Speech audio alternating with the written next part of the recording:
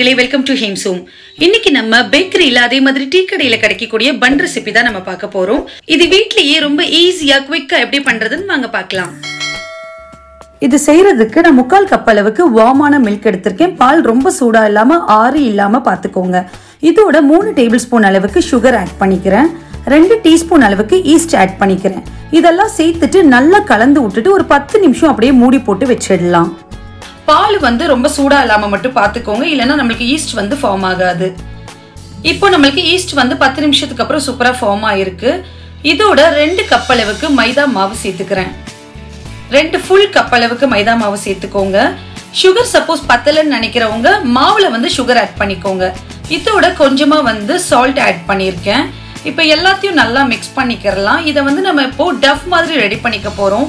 எப்படி சப்பாத்திக்கெல்லாம் நம்ம tough ready பண்ணுவோம் அந்த மாதிரி மாவு பிசைஞ்சுக்கோங்க.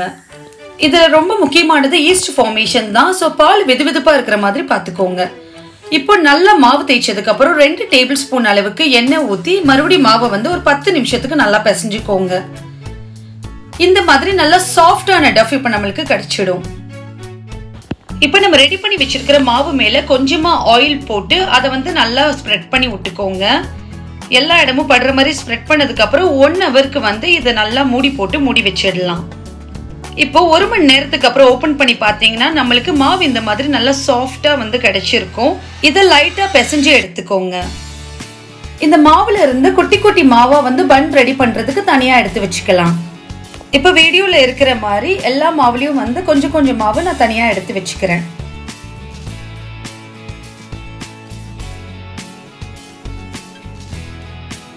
இப்போ நம்ம எடுத்துக்கிற மாவுல இருந்து அந்த கொஞ்சம் போர்ஷன் மாவை எடுத்து லைட்டா வந்து உருட்டிக்கோங்க. வீடியோல தெரியற மாதிரி லைட்டா உருட்டிக்கோங்க. இது உருட்டினதுக்கு அப்புறம் லைட்டா நம்ம தட்டிக்கிறணும். தட்டினதுக்கு அப்புறம் இதை வந்து மறுபடியும் ஒரு குமிழ் மாதிரி கொண்டு வந்து ஒரு ரவுண்ட் ஷேப்ல நம்ம ரெடி பண்ணிக்கிறோம். இப்போ ரவுண்ட் ஷேப்ல ரெடி பண்ணதுக்கு அப்புறம் லைட்டா தட்டி அதை தனியா எடுத்து வச்சிடலாம். அவ்வளவுதான். இதே மாதிரி தான் மீதி உள்ள மாவுலையும் வந்து நல்லா ரவுண்ட் ஷேப்க்கு ரெடி பண்ணி அதை தட்டி விட்டுட்டு குமிழா வந்து கொண்டு வந்து அதை மறுபடியும் வந்து ரவுண்ட் ஷேப்ல ரெடி பண்ணி லைட்டா தட்டி வைக்கணும். ஏன்னா அப்பதான் வந்து உள்ள உங்களுக்கு அந்த கேப்ல வந்து பன் நல்லா சாஃப்டா வரும். இந்த மாதிரி மீதி உள்ள மாவுல நான் வந்து பன்னுக்கு ரெடி பண்ணி வச்சிருக்கேன். இப்போ ஒரு கடாயில இந்த பன்னுக்கு தேவையான அளவு எண்ணெயை வந்து சூடு பண்ணிக்கிறேன். நம்மளுக்கு எண்ணெய் வந்து மிதமான சூட்ல இருந்தாவே போதும் நம்ம பன்னை வந்து ஃப்ரை பண்றதுக்கு. ரொம்ப வந்து ஹை ஹீட்ல இருக்கணும்னு அவசியம் இல்லை.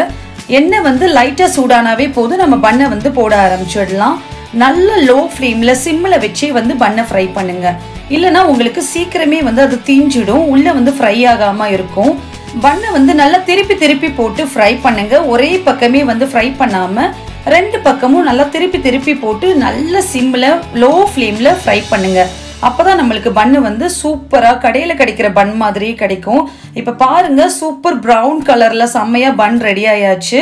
இதே மெத்தட்ல மீதி உள்ள பன்னையும் வந்து போட்டு எடுக்கலாம். உங்களுக்கு ஸ்வீட்னஸ் பன்ல பத்தல அப்படின்னு ஃபீல் பண்றவங்க மாவு சேர்க்கும் போது அந்த ஸ்வீட் வந்து நீங்க ஆட் பண்ணிக்கோங்க. ஈஸ்ட்ல வந்து அந்த ஸ்வீட் ஆட் பண்ணாதீங்க. அதே மாதிரி பால் வந்து மிதமான சூட்ல இருக்கிற மாதிரி பாத்துக்கோங்க. இதெல்லாம் ரொம்ப முக்கியமான டிப்ஸ். இதுல கொஞ்சம் மிஸ் ஆனா கூட நம்மளுக்கு பன்னு வந்து கரெக்டா கிடைக்காது. இப்ப எல்லா பன்னும் நம்மளுக்கு தயாராயாச்சு. இதை நான் உங்களுக்கு பிச்சு காட்டுறேன். அவ்வளோ சாஃப்டா அவ்வளோ நல்லா வந்து இருந்தது. சூப்பரா இருக்கு பாருங்க பாக்குறதுக்கே. ஸோ இந்த பன் ரெசிபி நீங்களும் ட்ரை பண்ணி பார்த்துட்டு எப்படி இருந்துச்சுன்னு கமெண்ட்ல சொல்லுங்க. இந்த வீடியோ உங்களுக்கு பிடிச்சிருந்தா லைக் ஷேர் கமெண்ட் பண்ணுங்க. ஹேம்சூமை மறக்காம சப்ஸ்கிரைப் பண்ணுங்க. நன்றி.